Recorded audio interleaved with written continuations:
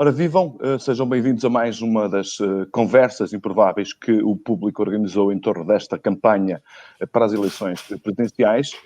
Para a conversa de hoje nós temos a Susana Peralta, colunista do Público, como é hábito, professora universitária, e temos também Marcelo Rebelo de Sousa, que se candidata a um novo mandato na presidência da República.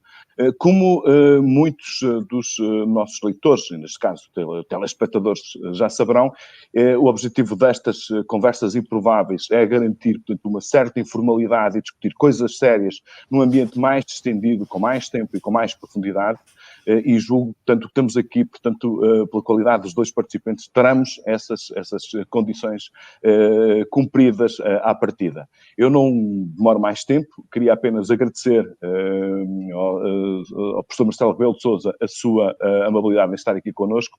Queria também agradecer à Susana Peralta a sua simpatia e disponibilidade para estar aqui também, e desejo a todos uma ótima conversa.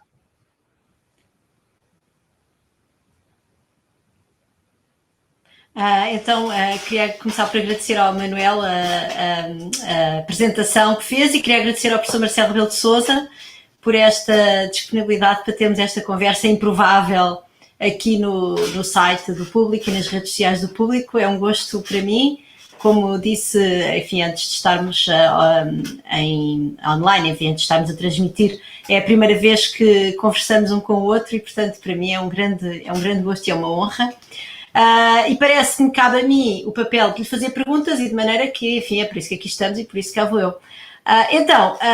Eu estive à procura, voltei a procurar na internet se havia algum site da sua candidatura e até vir à procura também de algum elemento que fosse um programa ou um manifesto de campanha de candidatura na sua primeira candidatura em 2016 e de facto o professor Marcelo Rebelo de Sousa, enfim, nas duas vezes que se apresenta-se com aquilo até que se chegou a chamar uma candidatura minimalista na outra eleição, por isso não tem manifesto, não tem outdoors, já da outra vez não tinha cartazes na rua, optou por não apresentar tempos de antena.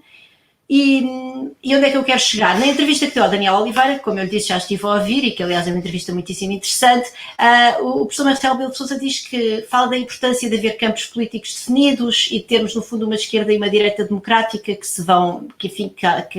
que assegurem a alternância, que assegurem a definição ideológica daquilo que podem ser os campos a que as pessoas podem aderir pelo voto e, dessa forma, assegurar um saudável funcionamento da democracia. E a minha pergunta para si é a seguinte, então, com esta sua plataforma um pouco vazia, que nós não sabemos verdadeiramente com que plataforma, com que programa é que se apresenta a estas eleições, parece que está a ajudar a contribuir para essa clarificação do espaço político da esquerda e da direita democráticas, que são aquelas onde nós nos queremos inserir. Eu e o Sr. Professor, parece-me, estamos os dois de acordo nisso. Ora bom, em primeiro lugar queria agradecer ao público, na pessoa do Manuel Carvalho, este convite, muito honroso.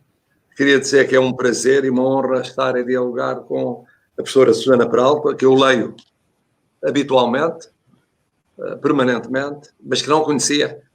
Assim passamos a conhecer digitalmente, mas não pessoalmente.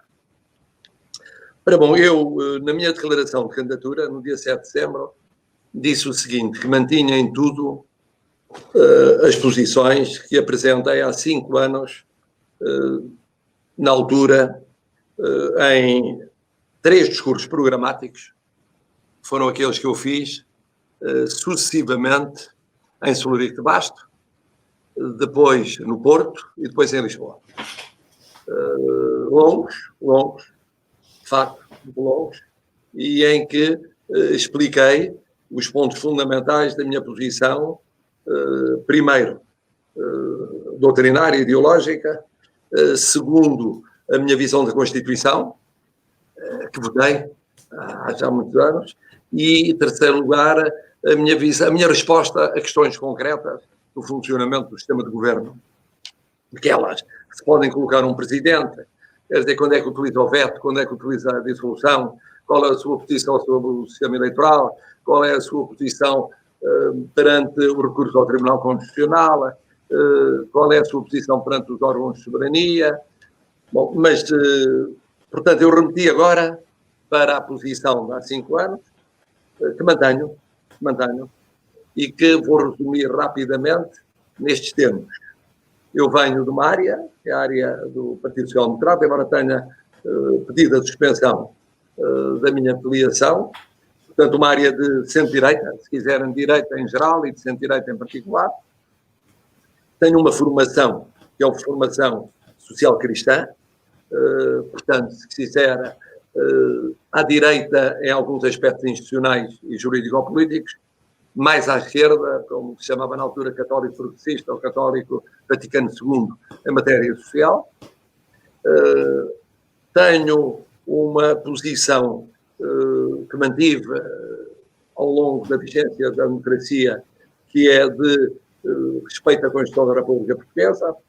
Eu votei a primeira versão da Constituição, que é muito diferente da Constituição que vigora hoje, mas há princípios basilares que permanecem, sobretudo no domínio do regime político, da unidade do Estado regional, do regime, do sistema de governo, do sistema eleitoral. Apesar de tudo, eu defendi uma abertura em termos de sistema eleitoral, mas ela nunca se concretizou e, portanto, o sistema eleitoral é essencialmente o mesmo.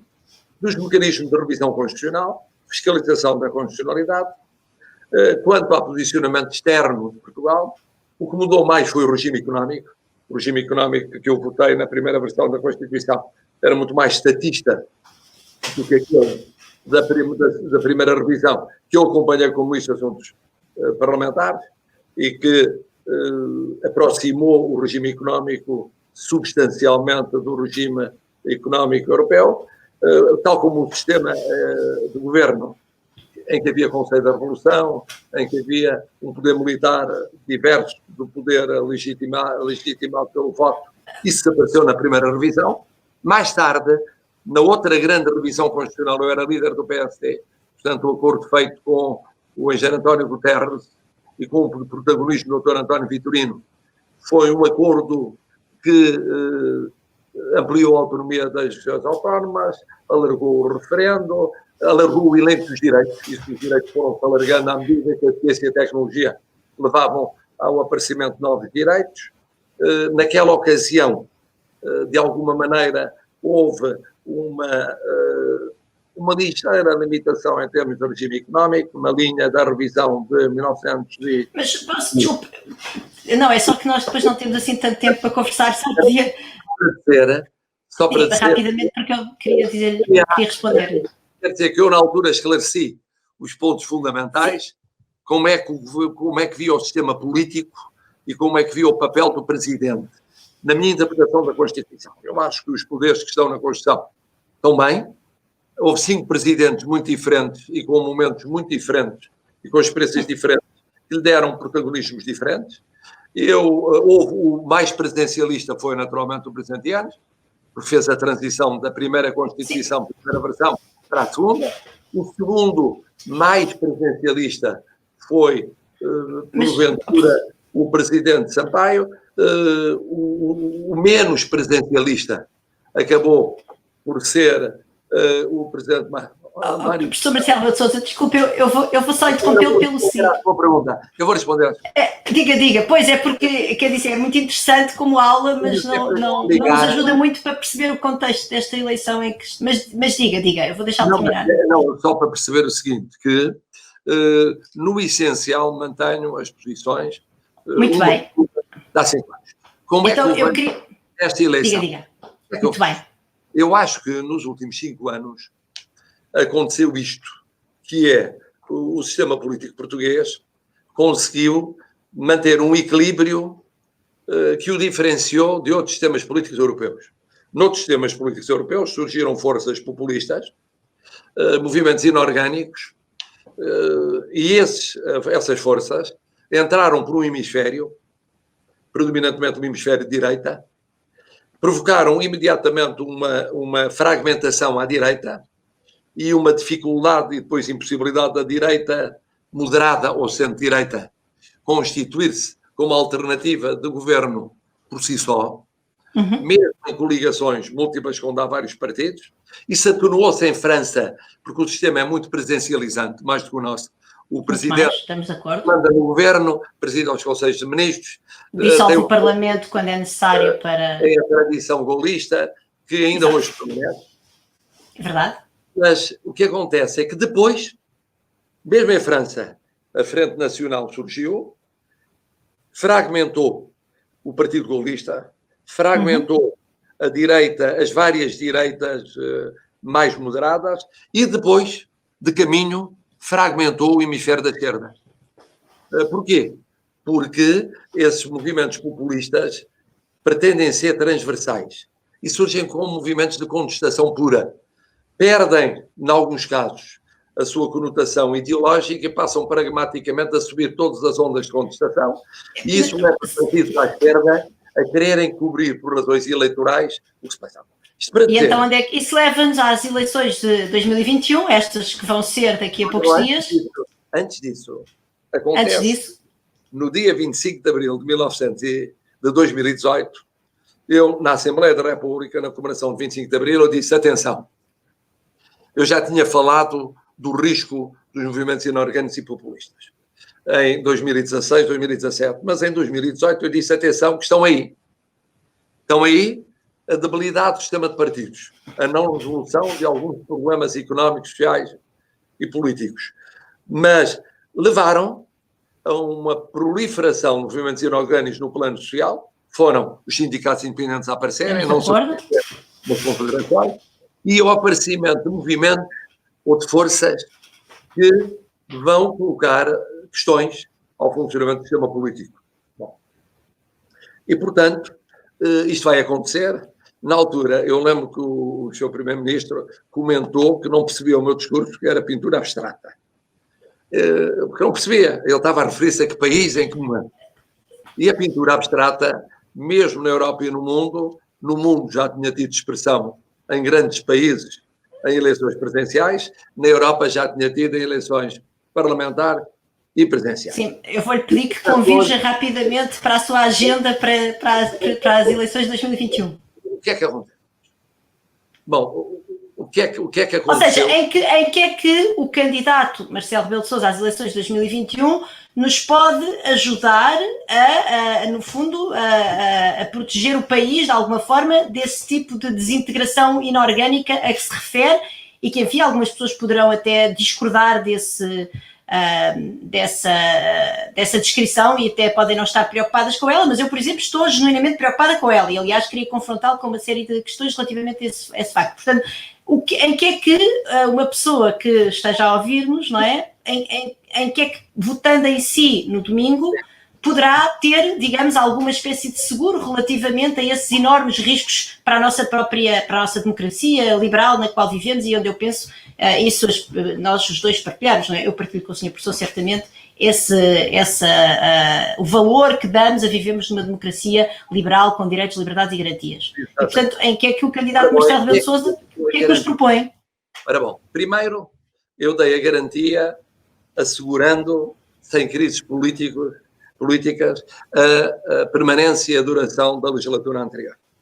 A legislatura anterior teve vários momentos críticos políticos, a propósito de orçamentos, nomeadamente os orçamentos para 2018 e 2019, teve a crise dos professores, teve a crise dos incêndios, teve várias crises, teve a crise social da segunda metade de 2018, e eu, em diálogo com os parceiros económicos e sociais, sobretudo as confederações sindicais, e em diálogo com os partidos políticos, eu garanti a inexistência de crises, a durabilidade da forma do governo existente até às legislativas de 2019.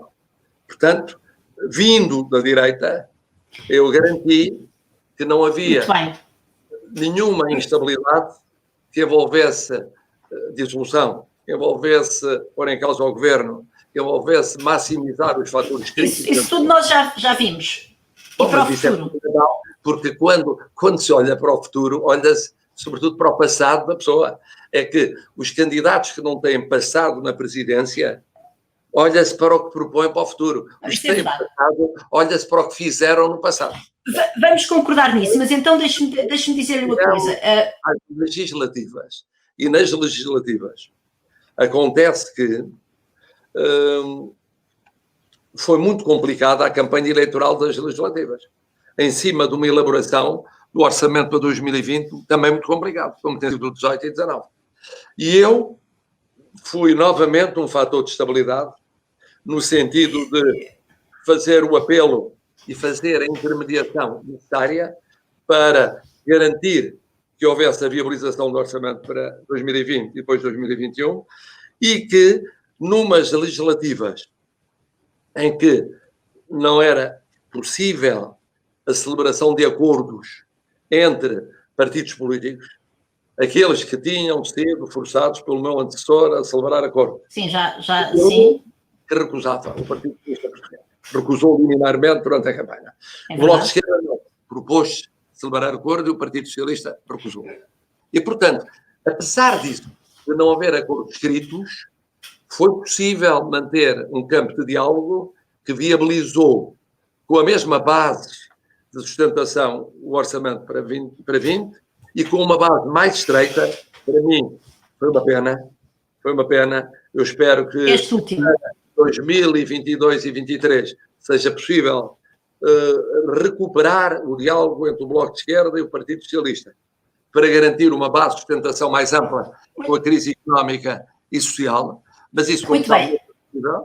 E, portanto, eu continuo na mesma onda. Já percebi.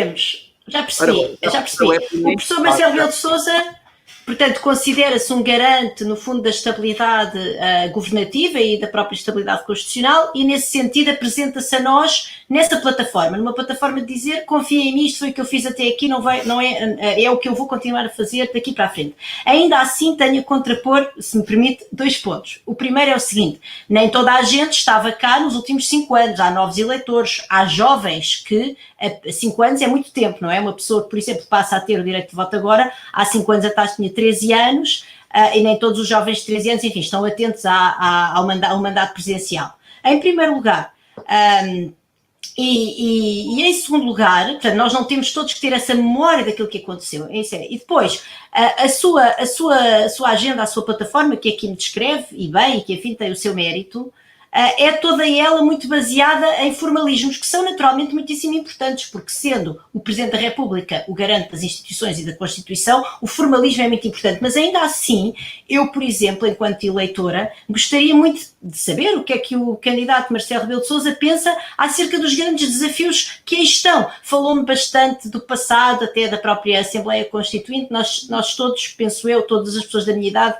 agradecemos esse papel que teve na construção dos pilares da nossa democracia, mas aquilo que aí vem, aquilo que nós temos à frente, enfim, estamos no meio de uma crise pandémica, não preciso, aliás, dizer mais do que isso, os desafios mudaram muito. Temos a crise climática, temos a situação da enorme exclusão no mercado laboral, temos uma economia que se tornou muito pouco inclusiva, temos enormes desafios geopolíticos, por exemplo, com o poderio da China e de outras economias, de outros países, vamos dizer, que não são de tradição da democracia liberal como nós a queremos, e eu gostava de saber, no fundo, como é que o candidato Marcelo Rebelo de Sousa, e é evidente que a presidência da República não é o poder executivo e, portanto, é óbvio que não vai ter o poder, obviamente, mas tem, por exemplo, um grande papel nas relações externas de Portugal e tem certamente um grande poder, como aliás acabou de dizer, ao falar de todo o processo orçamental, tem um poder de influenciar a agenda, tem um poder de chamar os partidos a boleia e dizer entendam-se lá ou não nestes determinados assuntos. E, portanto, eu gostava muito, e eu julgo que certamente seria um ato de respeito pela própria eleição e pelos eleitores, que tivesse um documento escrito, mesmo esses discursos programáticos que fez há 5 anos e que eu recordo, enfim, repito, havia pessoas que não estavam cá, aliás, há imigrantes que não estavam cá e que, entretanto, se tornaram portuguesas ou portugueses e tiveram o poder de voto. Nós gostávamos de ver isso por escrito, não é? Porquê é que não nos deu isso? Porquê é que não me deu um site? Porquê é que não me deu um documento? Um professor, um académico que tanto escreveu? Porquê? É algo que realmente eu gostava de perceber melhor. E só lhe pedir, não temos infelizmente muito tempo, mas enfim, vou-lhe dar, como agora falei bastante, vou-lhe dar a oportunidade de responder. Ora bom, eu tendo isso sido tão discutido há 5 anos e tendo a vida prática permanentemente coerente com aquilo que eu tinha dito, eu achei que as pessoas achavam óbvio. Depois disso, ainda houve a minha posição de solidariedade total ao governo em matéria de pandemia. Depois disso, houve eu dizer claramente que faria tudo para haver maioria de esquerda até ao fim da legislatura em 23, repeti várias vezes, e aí o povo poderia. Portanto, mas o que é que pensa dos desafios, não é? Mais do que esses aspectos. Então vamos aos desafios. Vamos começar então pelo climático. Pelo climático, esse é muito interessante. Se há ponto em que houve consonância, concordância total entre o Presidente e o Governo, foi o da ação climática. Portugal é pioneiro nessa matéria. Portugal foi pioneiro na União Europeia, é pioneiro nas metas, é pioneiro nos vários programas, é pioneiro nas Nações Unidas. Tem apoiado o engenheiro António Guterres, que esperamos que venha a ser recandidatado e reeleito no fim do ano. Eu intervim em várias cimeiras climáticas sobre o clima e sobre as consequências do empenhamento nessa matéria em concordância com o Governo, lá fora. Cá dentro apoiei todas as leis e programas do Governo e intervim em ações de base da sociedade civil na mesma linha. Portanto, saber a minha posição é saber a posição que o Governo, com o apoio, aliás, da maioria de sustentação, tem defendido desde 2016. Sem dúvida nenhuma. Quanto à inclusão, foi uma das bandeiras que eu adotei e lutei em conjunto com pessoas de outras proveniências ideológicas, nomeadamente do Bloco de Esquerda, mas também do Partido Comunista Português, mas também do Partido Socialista, relativamente a causas como os cuidadores informais, os sem-abrigo, os imigrantes... Cuidadores informais que são flop, já agora saíram os números hoje no público, não é? Ou não sei, esta semana. A percentagem de fundos da verba afetada que foi verdadeiramente utilizada pelas pessoas, tais não são as barreiras ao acesso e Foi um flop, mas o flop começou antes, porque foi uma dificuldade conseguir a aprovação do Estatuto dos Cuidadores Informais. Foi uma luta em que esteve empenhada a eurodeputada e hoje candidata Marisa Matias, já elogiou, já teve a oportunidade de elogiar ela mesma. Estive com ela nessa luta, conseguiu-se a lei, mas tem sido um drama a regulamentação da lei. Quando se foi ver o número de cuidadores informais, que nós temos a noção que são centenas de milhares, apareceram uns míseros e ridículos milhares. Mas isso é porque a lei não está bem feita, não é? Professor Marcelo Sousa. As leis... Mas isso faz parte, quer dizer, quem desenha políticas públicas sabe que um dos desafios do desenho das políticas públicas é desenhá-las por forma a que a adesão das pessoas às políticas seja, enfim, facilitada, simples e que elas cheguem às pessoas para quem são desenhadas. Portanto, isso é porque há um problema com a lei. Aí o problema, mais do que ser da lei, foi da execução da lei. O formalismo na execução da lei e a aposta do Governo em termos financeiros relativamente à lei, foram insuficientes.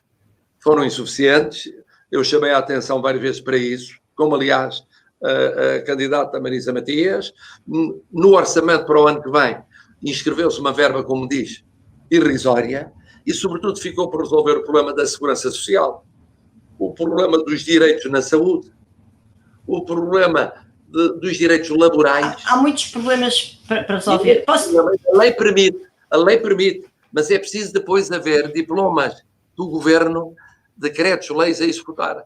Bom, mas o problema da inclusão é ainda mais grave, porque com a pandemia a pobreza aumentou, está a aumentar todo. A pobreza aumentou e eu tenho, aliás, aqui uma frase sua, já agora se me permite, uma frase que eu citei num artigo meu, já foi há uns meses, mas que, por isso, o professor Marcelo Rebelo de Sousa é um grande fã do Banco Alimentar e disse, e foi então em maio, fez uma das suas visitas, que aliás faz com frequência, não direi sempre, ao Banco Alimentar e disse: não é preciso gostar do Banco Alimentar, da líder ou dos voluntários. É preciso pensar nos que estão mal e que vão estar assim mais 1 mês, 2, 3, mais 1 ano, o tempo que durar a crise. E a minha pergunta então para o presidente candidato Marcelo Rebelo de Sousa é a seguinte: e uma vez que me está a dizer que realmente teve, enfim, uma presidência que foi também virada para estes temas da inclusão, acha mesmo que é com o Banco Alimentar, que é com doações de géneros alimentares para o Banco Alimentar, que é uma sopa dos pobres moderna, que nós vamos resolver um problema, ou seja, em que está a falar que há pessoas que vão estar 1 ano, 1 mês, 2 meses, 3 meses, 1 ano, o tempo que durar a crise com fome. É isto, nós devemos contentar-nos com isto, devemos contentar-nos com o Banco Alimentar. Eu não estou contente. Não, claro que não. Isso é uma evidência. Por isso é que eu apoiei a estratégia contra a pobreza. Tinha parado, note, com um governo de esquerda, tinha parado a necessidade da definição de uma estratégia global contra a pobreza. Parou, porque no meio de tantas prioridades, acabou por essa, não se percebe porquê, não ir em frente. E eu apoiei um grupo, aliás, bastante transversal e nacional, que relançou a estratégia contra a pobreza. Tinha sido Alfredo Bruto da Costa, o grande dinamizador, ou social-cristão, socialista, mas social-cristão de base, que tinha, e bem, lançado e liderado este processo. Ele morreu, e entretanto, já no fim da sua vida, doente, o processo perdeu muito o seu dinamismo, só começou a recuperar tarde no fim da legislatura, demorou muito tempo a ser definido. O Ministério do Trabalho, depois com a mudança de ministro, acabou por, de alguma maneira, também debilitar ou fragilizar, ou não apoiar tanto, ou não se empenhar tanto naquilo que é essencial. Eu considero que questões como a pobreza, como a correção das desigualdades territoriais e das desigualdades pessoais, passa por políticas públicas. Ponto final, parágrafo. Bem desenhadas, não como o Estatuto do Cuidador Informal. Eu não sou liberal. Isso aí foi uma coisa que eu nunca fui e não sou liberal. Vamos concordar com isso. E, portanto, o que eu digo é outra coisa. É que essa é a prioridade de políticas públicas. O que eu digo é que, se além disso houver quem, entretanto, e há instituições de vária natureza, igrejas, instituições ligadas à maçonaria, instituições ligadas a movimentos sociais. Se houver instituições que, entretanto, vão agindo, não para resolver globalmente o problema, mas para minorar parcialmente esse problema, devemos apoiá-las. Mas não pode ser essa a principal bandeira. Eu tenho a ideia que o presidente Marcelo Rebelo de Sousa apareceu em excesso no Banco Alimentar relativamente a outras coisas, a outras ações mais... Olha, por exemplo, fazer com que o Estatuto do Cuidador Informal tivesse sido regulado mais a tempo e tivesse funcionado. Ou, por exemplo, o Estatuto das Famílias de Acolhimento, que é um verdadeiro flagelo social, as crianças institucionalizadas.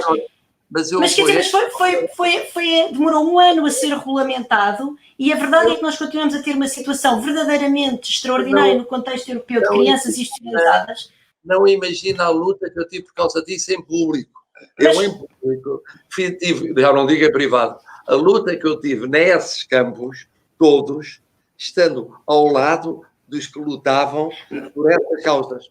Mas desculpa, professor Marcelo Rebelo de Sousa, estive aqui a dizer, é muito importante o que está a dizer, eu agradeço-lhe, mas deixe-me só contrapor o seguinte. É para agradecer, é para verificar. Aconteceu. Já várias vezes, não só nos debates e agora também aqui comigo já me lembrou que uma coisa é ser o candidato, outra coisa é ser portanto, o incumbente. O professor Marcelo Rebelo de Sousa é o incumbente e tem uma história atrás de si. Para os outros candidatos e candidatas é mais fácil dizer vou fazer, vou acontecer. No seu caso, podia ter feito. E a verdade é que as coisas não aconteceram. Portanto, eu também lhe devolvo essa sua posição de o incumbente. Então, o incumbente, mais do que com quem é que falou e as ações, enfim, públicas, se há coisa em que o presidente Marcelo Rebelo de Sousa foi profícuo, foi em aparições. Enfim, há pessoas que têm uma visão sobre isso. Eu não quero agora entrar no seu estilo de presidência, não me parece que seja esse também o interesse desta nossa conversa improvável. Mas quero dizer, mais do que as aparições, eu venho aqui pedir resultados. Teve uma cooperação tão próxima com o governo, se conseguiu de facto que os vários partidos concordassem para aprovar o orçamento e garantir com essa estabilidade. Mas então também podia ter usado esse seu poder de influência que diz que tem para fazer avançar essas outras agendas aonde diz que tem, às quais diz atribuir grande importância e depois na prática não se vê o resultado. Ou são parcos. Mas fiz avançar. A própria Marisa Matias reconheceu isso em conjunto. Bom, mas eu não sou a Marisa Matias. Eu sei, mas eu tenho uma grande admiração para a Marisa Matias. Não imagina a dificuldade que foi fazer passar o Estatuto de Cuidador Informal. Pois, enfim, imagino. Não foi uma vez, nem duas, nem três. Nós nos empenhamos, ela e eu e mais uns tantos, um punhado, nos empenhamos publicamente, juntos partidos, para passar. E o mesmo procedimento. Agora, não peço ao Presidente que, para além disso, consiga garantir que a regulamentação feita pelo Governo vá ao ritmo que ele deseja. Ele estava a apoiar a justa causa. Não, eu não peço certamente isso ao Presidente. Mas o Presidente... O Presidente não faz leis. O Presidente começou aqui por dizer que a sua plataforma é uma plataforma de entendimento com o Governo e, no fundo, fazer funcionar, olear a máquina entre o Legislativo e o Executivo. E, portanto, eu então venho, enfim, pedir mais contas, enquanto eleitora, pedir mais contas nessa sua vantagem que no fundo está a dizer, isto é o que eu sei fazer, eu estou-lhe a pedir então que faça mais. Mas faço só, se calhar, desculpe, eu tenho muita pena, eu gostava de ficar aqui várias horas a falar com o Sr. Professor, mas... Quer passar com a China? Quer passar para a China? Não, eu queria, se calhar, então podemos falar rapidamente da China, porque eu tenho aqui ainda várias perguntas que eu lhe queria fazer e daqui a nada cortam-nos o microfone. Diga. Este governo herdou do governo anterior privatizações feitas contra relógio no quadro da Troika que deram à China posições-chave em setores económicos portugueses. Na banca, na energia, no setor hospitalar. Na infraestrutura elétrica, sim, no setor hospitalar, dos seguros. Dos seguros. Ora bom, é verdade. Durante esta governação falou-se de uma OPA no quadro energético que daria à China o controle, por exemplo, da EDP. Não teve sucesso. Não houve aumento significativo, ou melhor, não houve aumento, e muito patentemente nos últimos anos, da posição chinesa em setores-chave da economia portuguesa. E, portanto, houve a herança que houve, e depois disso não houve, da parte de europeus, da parte de outros investidores, interesse efetivo. Várias vezes o embaixador americano me vinha falar a dizer que tinha investidores americanos que iam entrar na REN, na EDP, iam entrar a substituir os investidores chineses. Nunca aconteceu. Ninguém nos viu. Europeus. Mas isso mostra que a China investe com motivações que são para além do próprio retorno económico, não é? Ou em todo caso sugere. Pode deixar-nos preocupados relativamente a essa... Pode deixar-nos preocupados relativamente às verdadeiras motivações da China, porque se mais nenhum investidor tem interesse, quer dizer que a China tem motivações que vão para além do próprio retorno económico. Sabe que no momento em que houve essa privatização, eu não era presidente e o governo não era este, o que aconteceu é que foi uma privatização contra relógio e não apareceu mais ninguém. Apareceram árabes e chineses. É verdade. Bom, mas ninguém. A Europa estava em crise, os Estados Unidos da América... Como sabe, nos Estados Unidos da América o sistema não funciona assim. Os chefes de Estado não influenciam investimentos externos. Os grupos económicos optam de acordo com as estratégias multinacionais.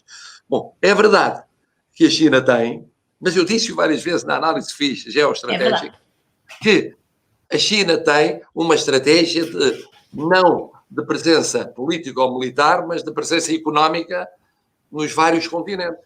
No caso europeu, aconteceu, nomeadamente em Portugal. É verdade que é uma presença na Grécia também, por exemplo. Muito mais do que financeira ou económica estreita. É verdade. Professor Marcelo Sousa Cá, muito obrigada pelas suas respostas. Vou só mudar aqui de tema e pegando um bocadinho até naquilo que tinha dito há pouco acerca da importância, da questão dos movimentos inorgânicos e da importância de mantermos o sistema, enfim, da democracia liberal e da própria estabilidade do sistema político português relativamente à realidade de outros países europeus, e falou aqui, por exemplo, de França. Eu julgo que há uma ameaça latente no nosso sistema eleitoral, no nosso sistema político, aliás, que é a ameaça da abstenção. Porquê? Porque eu sou economista e, portanto, como sabe, aliás, portanto, vou até permitir-me, se calhar, aqui um bocadinho de conversa de economista, mas aquilo é procura não satisfeita. Quando há procura não satisfeita, que são as pessoas que estão fora do mercado porque não votam, há sempre a possibilidade de entrar numa nova empresa com um produto extremamente inovador, pode ser banha da cobra ou não, e essas pessoas, essa procura insatisfeita, que no fundo não está propriamente fidelizada mais ou menos a uma ou duas outras opções do mercado, neste caso de outros partidos políticos, pode então rapidamente aderir a esta nova empresa que entra com um produto inovador e, portanto, agora, o que é que isto pode querer dizer? Pode querer dizer que esta grande massa de abstencionistas do nosso sistema político representa essa ameaça, porque de facto é procura não satisfeita e esses movimentos inorgânicos de que fala e que identificou em 2018 e bem, crescem muito à custa dessa abstenção. E o que eu lhe queria dizer é, como sabe, eu até já escrevi sobre isso, mas o professor Marcelo Rebelo de Sousa foi o presidente eleito em primeiro mandato com menos votos, portanto teve 2.400.000 votos, e só o professor Cavaco Silva no segundo mandato é que teve menos votos do que o professor Marcelo Rebelo de Sousa no primeiro mandato, e nós estamos a caminhar, e agora vou se calhar fazer uma amálgama das duas eleições, estamos a caminhar para uma eleição onde houve supressão de direito de votos. Nós estamos neste momento a assistir à supressão de direito de votos. Eu sei que me vai responder que a supressão, peço desculpa, do direito de voto.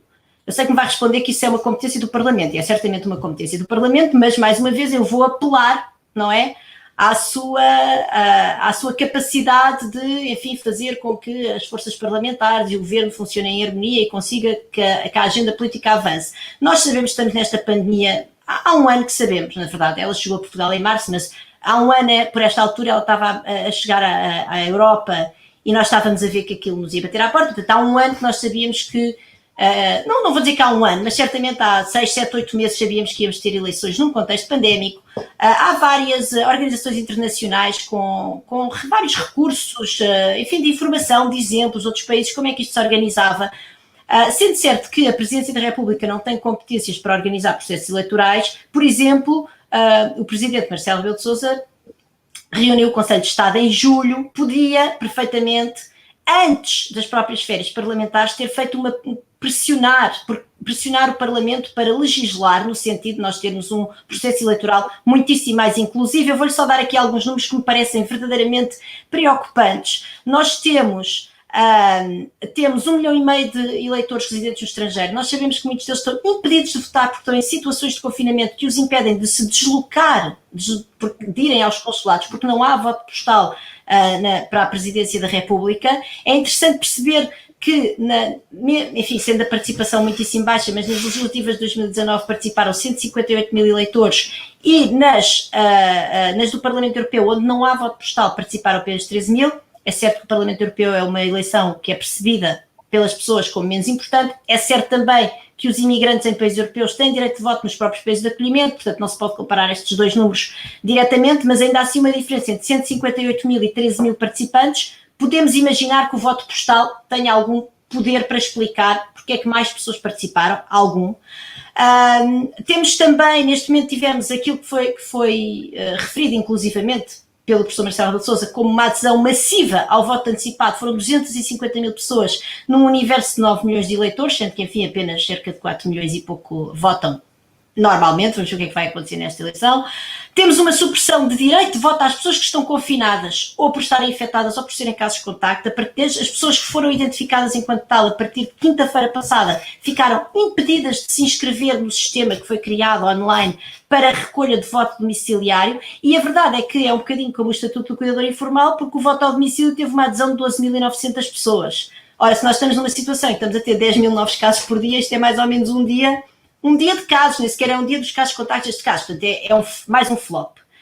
E a minha pergunta é, enquanto garante da instituição, enquanto presidente que já foi eleito com tão pouca participação eleitoral e no fundo com tão pouca expressão do voto popular, enquanto presidente que se preocupa e bem, e nós agradecemos-lhe por isso, por esses movimentos inorgânicos, como eu digo, se alimentam muito desta base de eleitores e eleitoras que estão fora do sistema, porquê é que não fez nada? Porquê que antes do verão não chamou os partidos e usou desse seu poder que tem para os fazer aprovar para orçamentos, para dizer, legislem para isto não correr assim? Porquê? Ora bom, quem é que lhe diz que não fiz nada? Está eu não vi o resultado. O que eu estou a ver é que no domingo vamos ter, pois, não faço ideia. Pelos imigrantes. Mas deixe-me só dizer uma coisa, professor Marcelo Rebelo de Sousa, enquanto eleitora e, enfim, cidadã ativa e até bastante interessada, eu julgo pelos resultados, não é? Até porque o professor Marcelo de Sousa, mais uma vez, começou por me dizer: votem em mim porque eu sei fazer a máquina funcionar. Em última análise, eu estou responsável por tudo que o Governo, os tribunais e o Parlamento fazem ou não fazem. Já percebi. Bom, a questão é a seguinte. Não. Foi o professor Marcelo de Sousa que se pôs essa posição, não fui eu. Foi o professor Marcelo de Sousa que disse que a sua plataforma era uma plataforma de olear a máquina. Mas respondam-me, por favor. É muito bem. Vamos lá. Imigrantes. Houve a inscrição de mais 1.200.000 imigrantes. Isto é novo. Há 1,5 milhão não havia. Em 2019 havia. Em 2019 já havia. Não, havia, mas é uma realidade deste mandato presidencial. Sim, é verdade, é verdade. Quer dizer, não havia. É só passar de 300 mil votantes para 1.500.000. Segundo, eu sou defensor do voto por correspondência. Nós sabemos. Mas não passou no Parlamento. Não passou.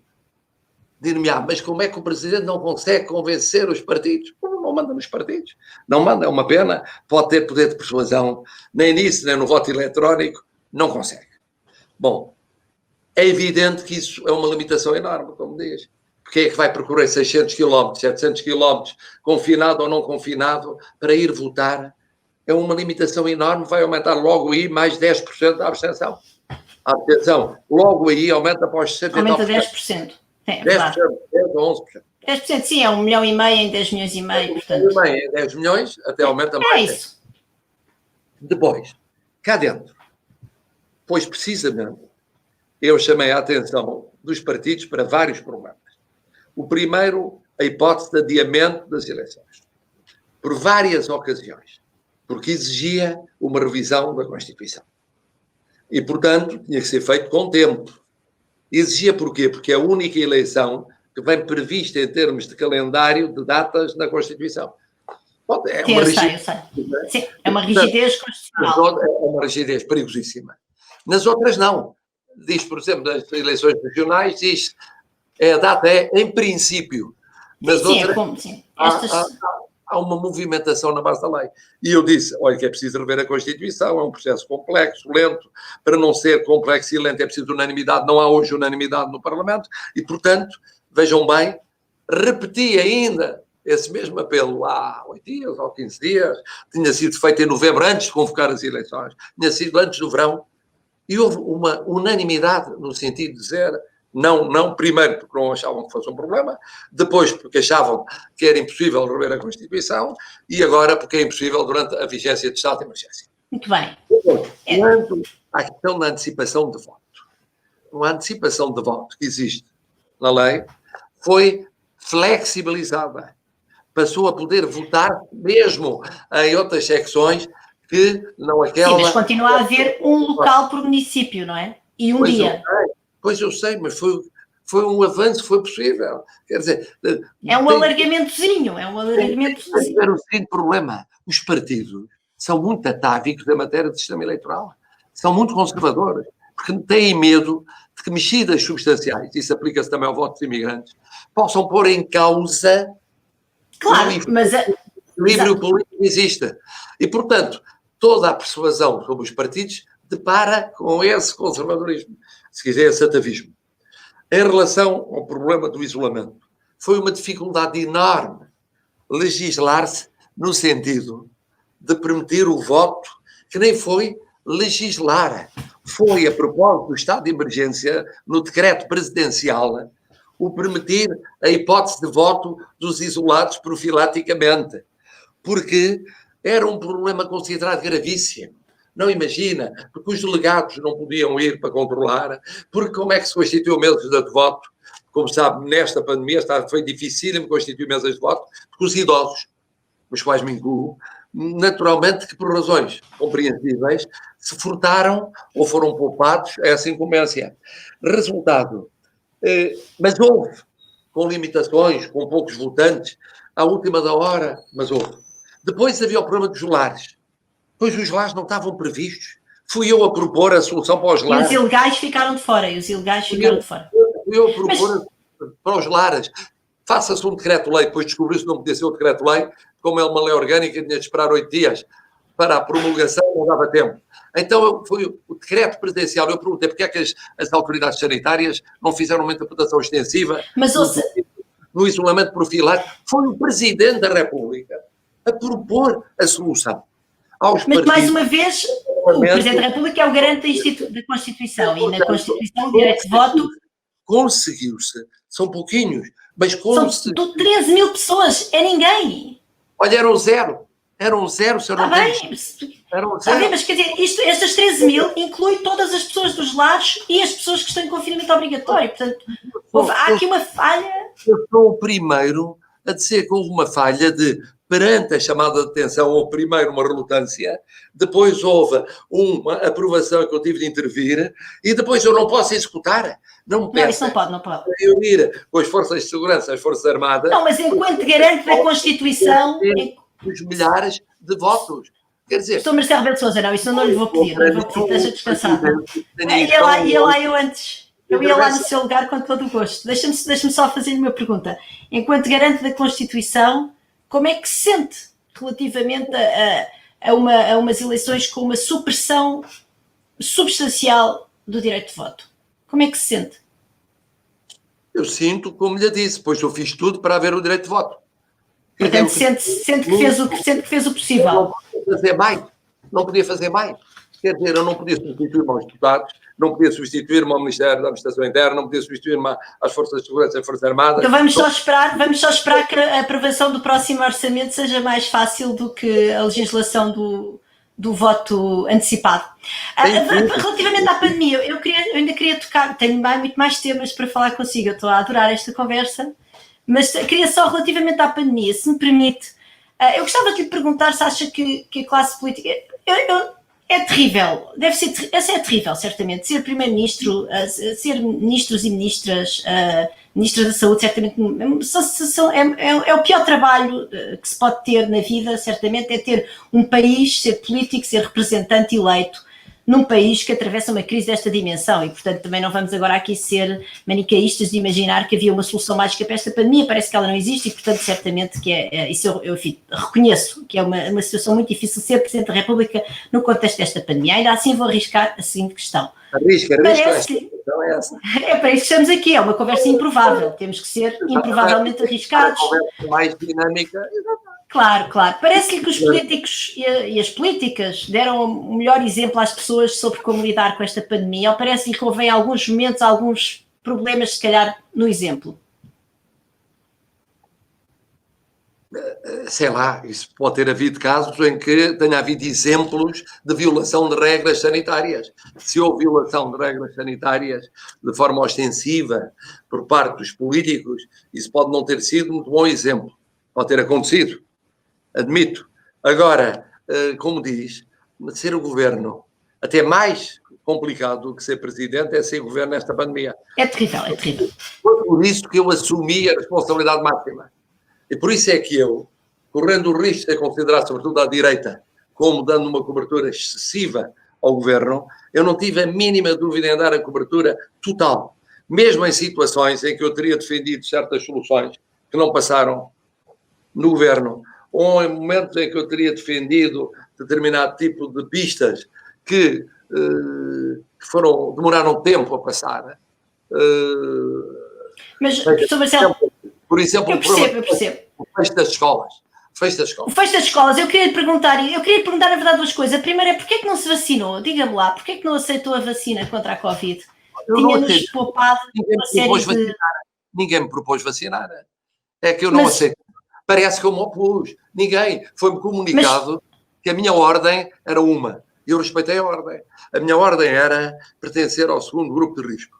Isto é, as pessoas que têm mais de 75 anos e não estão... Muito bem, mas professor Marcelo Rebelo de Sousa, enquanto Presidente, podia ou não podia ter feito, lá está, não dizer vacinem-me a mim, isso eu compreendo que seria... Não seria certamente, enfim, politicamente era muito complicado, mas podia ter certamente feito um apelo para que se vacinassem os responsáveis políticos máximos da nação, que inclui obviamente o Primeiro-Ministro, certamente os ministros de primeira linha, os responsáveis sanitários, as pessoas que não nos podem falhar. Nós estivemos quase a ter o Presidente da República a falhar-nos, durante a própria campanha eleitoral. Quer dizer, nós já estamos em estado de emergência, nós não precisamos de mais... É muito simples. Na ordem não havia nada previsto para titular de órgãos de soberania, nada. Depois, mas pode-se tratar ainda disso ou não? Várias revisões dos critérios e não houve inclusão dos titulares de órgãos de soberania. Não houve. Mas eu te explico-lhe porquê. Porque quem é que eram os titulares de órgãos de soberania? Eram o Presidente da Assembleia e alguns ministros. E os outros provavelmente ministros? A Ministra da Saúde, certamente. Só. E os outros ministros? Não, certamente, e outros, certamente. Eu dei um exemplo que me parece evidente. E os deputados? Os deputados são, a Assembleia é mais importante que o Governo, porque o Governo cai se a Assembleia... Bom, são 230, e Presidente da República só temos um. E Presidente da Assembleia da República também só temos um. 230. E os Presidentes dos Supremos Tribunais. Depois, o problema aí é que ou eram, de facto, aqueles que correspondiam ao peso político que a Constituição prevê, ou então era uma escolha que era uma escolha arbitrária.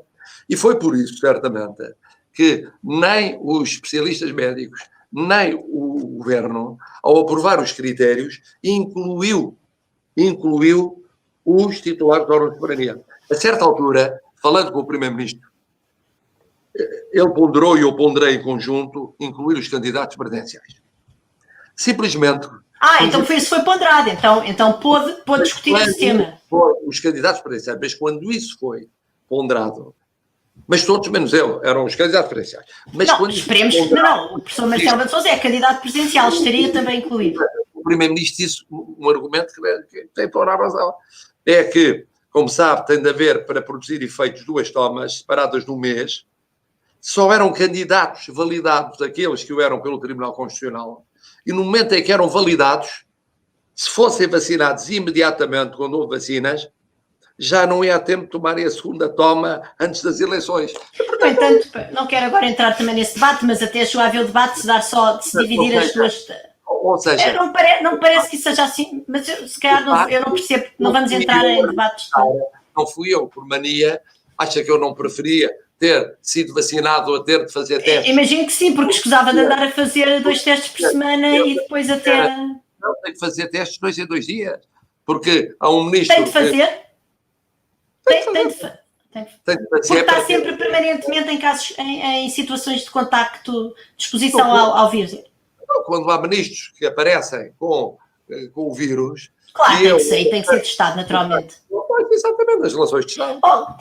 Não resisto a fazer esta pergunta, mas eu ainda quero ir a mais um assunto e já estamos a passar do nosso tempo. Mas eu não resisto a fazer esta pergunta.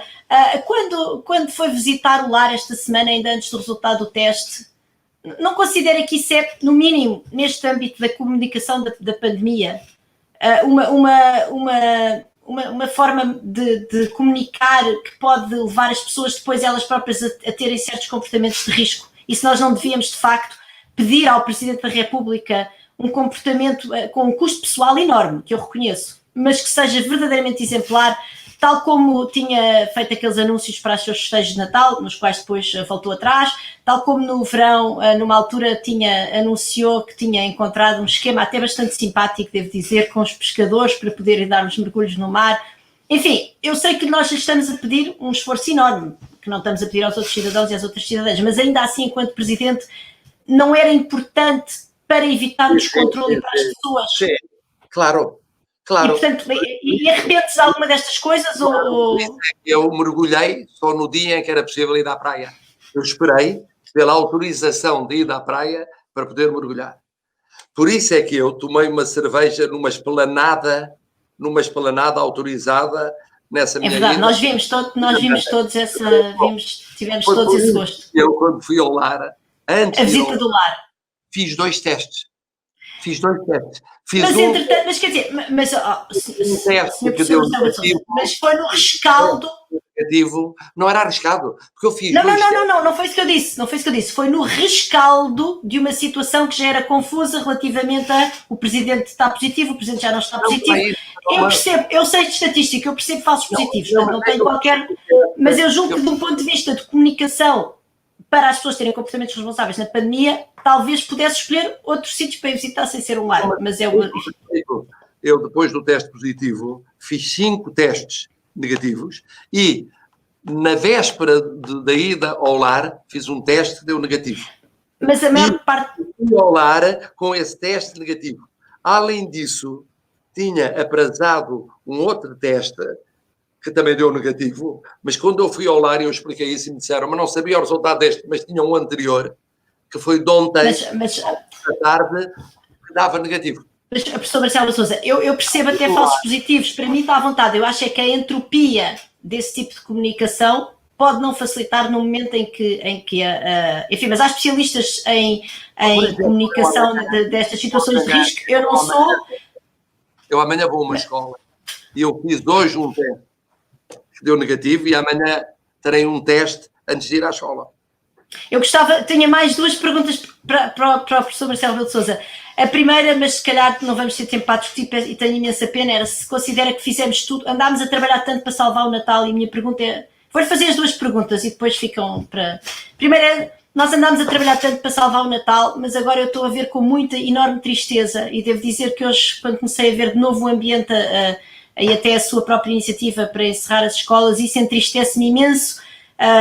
Eu não sei, já não sei se, ou seja, eu tenho a certeza que isto é obviamente uma questão de custo-benefício entre a saúde pública e o futuro das nossas crianças, mas de facto temos chegado a este ponto, a mim entristece-me imenso e a minha pergunta número 1 era, será que nós fizemos tudo para salvar a escola? Que eu preferia muito mais enquanto cidadã e enquanto economista e percebendo os custos económicos gigantescos para o futuro do país que isto vai ter agora, esta decisão que certamente está prestes a ser tomada de encerrar as escolas, se fizemos tudo o necessário para salvar as escolas. E depois queria mas se puder responder só em 2 minutos, porque eu ainda queria ir a outro assunto, eu queria falar um bocadinho das mulheres, porque já que estamos aqui, que eu sou uma mulher e que sou bastante feminista, gostava de o confrontar com 2 ou 3 coisas, mas temos que fechar porque já estamos muito atrasados. Se pudesse só responder, acha que fizemos tudo para salvar as escolas? É uma pergunta que eu vi uma resposta breve. Eu tenho a consciência de que fiz.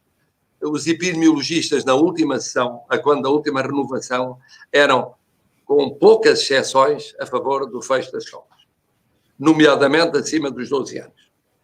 E o Primeiro-Ministro e eu, apesar da maioria... Não, mas isso aqui, aí já estávamos tarde, não é? A questão é se podíamos ou não podíamos, por exemplo, em dezembro, ter tido comportamentos preventivos que não nos levassem a esta situação limite em que estamos neste momento.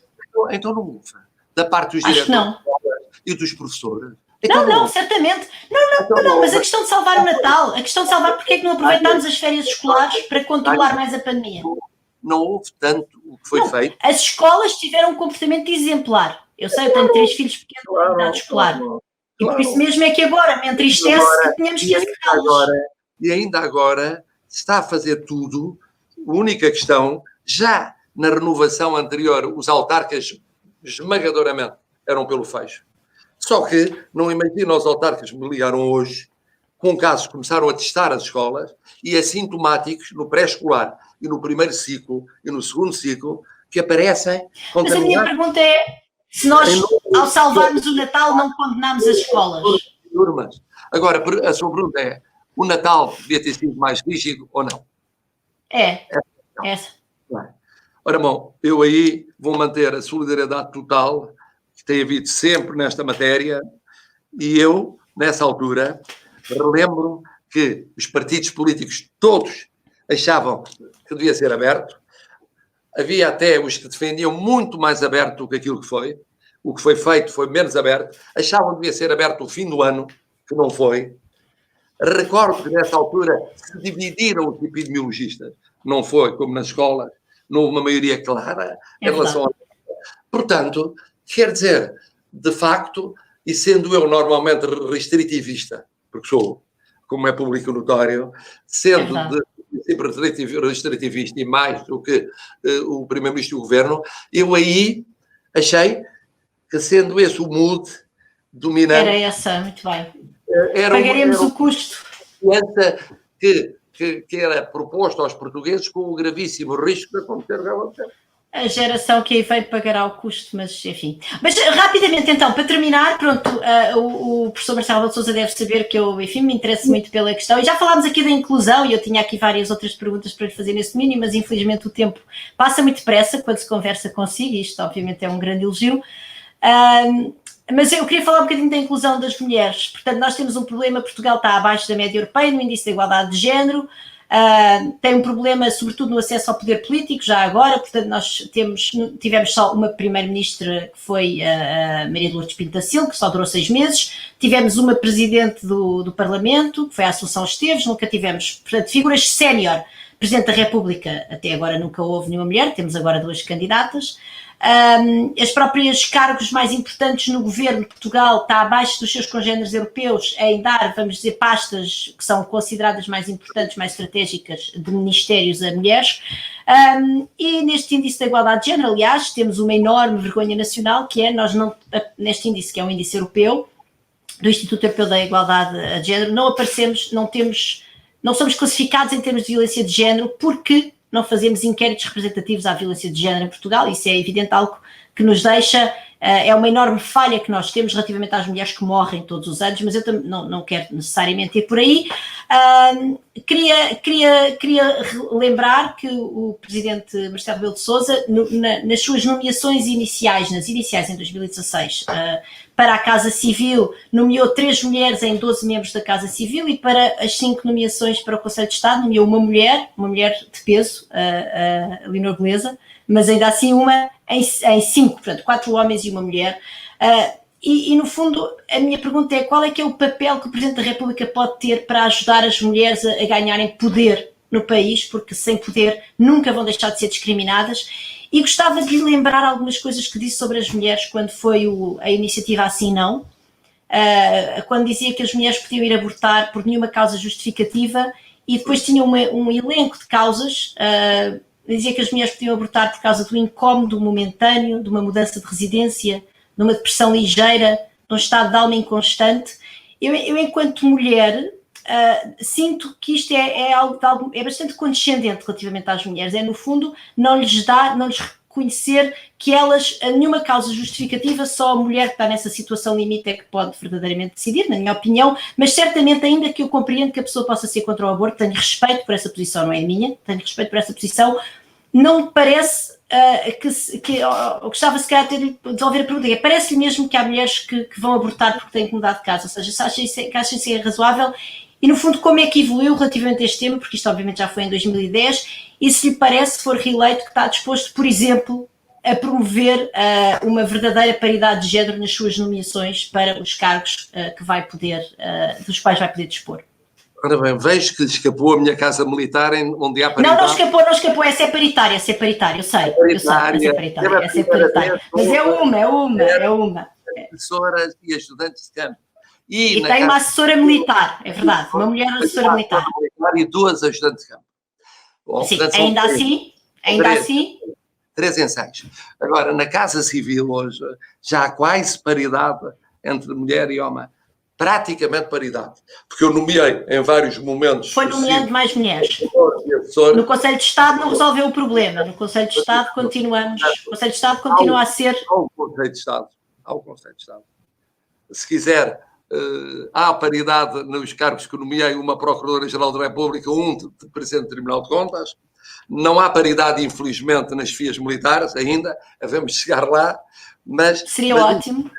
Seria ótimo.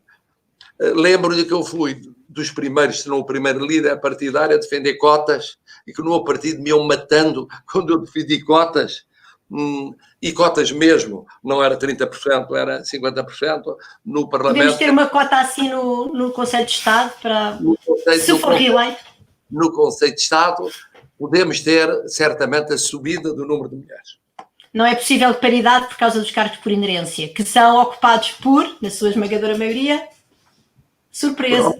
Claro, surpresa. Homens. Como sabe. Relativamente ao aborto, eu como Presidente não tenho nenhuma objeção a colocar relativamente à legislação vigente. E não tem quaisquer comentários relativamente a esta sua posição que eu apelidei de condescendente relativamente às mulheres. Eu não me lembrava. Por exemplo, a mudança de residência, o filme ainda está no YouTube. Mas se disse isso, foi uma condescendência de facto excessiva. Da qual se arrepende? Sim, eu ao longo da vida tenho-me arrependido. Claro, naturalmente, todos nós mudamos. Claro. Muito bem, muito obrigada, professor Marcelo Rebelo de Sousa. Foi uma conversa muito interessante, foi um gosto enorme ter esta oportunidade para esta conversa improvável. Foi animada e não ultrapassámos muito tempo. Acho que ultrapassámos um bocadinho, mas espero que o Manuel Carvalho e o público nos possam desculpar. Muito obrigada e boa noite. Obrigado, boa noite. Obrigada.